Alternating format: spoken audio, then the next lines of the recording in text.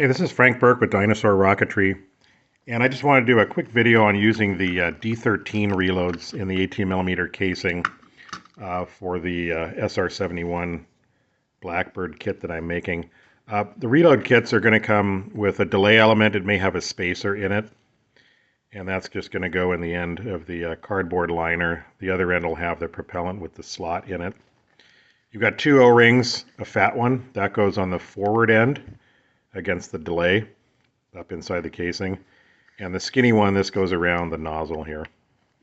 The first thing is these small reloads, typically the liner paper is a little bit tight in the casing, so what you're going to do is take a little knife, and right here on the seam you're just going to peel up a little corner, and you're going to unwrap one layer of paper. This is normal for all of the 18mm reloads, that they're a little snug. I've done that. You can see it's a little bit rough because I've taken the glossy paper off, and it fits really smooth, and it's not loose, but it'll allow you to clean up the casing and reload it a little bit easier. I'm using for this the plugged forward end, which you can get from Balsa Machining and Aerotech. This just doesn't have a hole in it, and I prefer this just because it prevents if there's any blow around the delay element, or as the delay burns through at the end, sometimes you can get a little puff of flame go through, and this part is butting right up against the foam wing on the inside, and you don't want to melt or damage that, so I prefer using that. So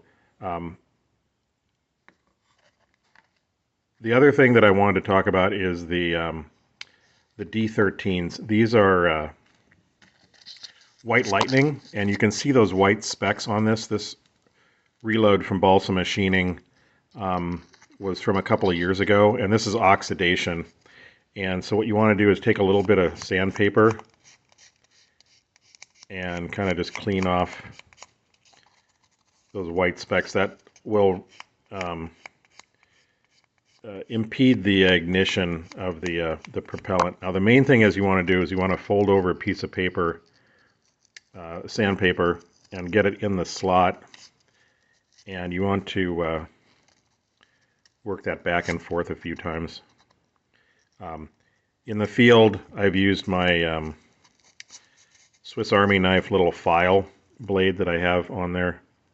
It's like a little metal file, and I just run that up in the slot, and you just want to work this back and forth a little bit and blow out the residue, and that'll help prevent misfires, because the igniters are really tiny on this reload, and you can have misfires with those.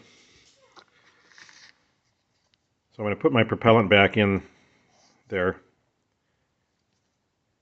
and so what you're going to do to load this is you're going to lube the threads on both ends, and you're going to screw in the forward closure first. These are real fine threads, so you kind of want to go backwards, make sure they line up. Then you're going to use super lube, and then you're going to lube the O-rings, the delay element end. That makes sure that you don't light the wrong end as the thing burns if there's any flame that gets around. And then you want to grease this cardboard tube really, really well on the outside. And that's just going to help make sure that no flame can get around, and it makes it easier to clean up. And then you're going to put the O-ring in, the thick O-ring. Sometimes I'll just stick it to the end of the propellant, and then this is going to go in. And then what's going to happen is you're going to put the nozzle and the O-ring on it and screw it together. The problem is these little igniters, and the hole in the nozzle is so tiny, it's almost impossible to get it through the nozzle and lined up with this slot without damaging the tip of the igniter, and then the igniter isn't good anymore. So what I do, and I use these on the glider, I do this on the glider reloads too, is I'm going to insert the igniter first and hold it very closely to the end and push it through slowly until it hits the end of this little black shrink wrap. And that sets it kind of at the right depth, and you want to do this before you assemble it. So then I'm going to put this in the slot and carefully slide it all the way in. And then you're going to put your little O-ring on and then screw it closed. And this should help prevent misfires. Hope that was helpful. Thanks.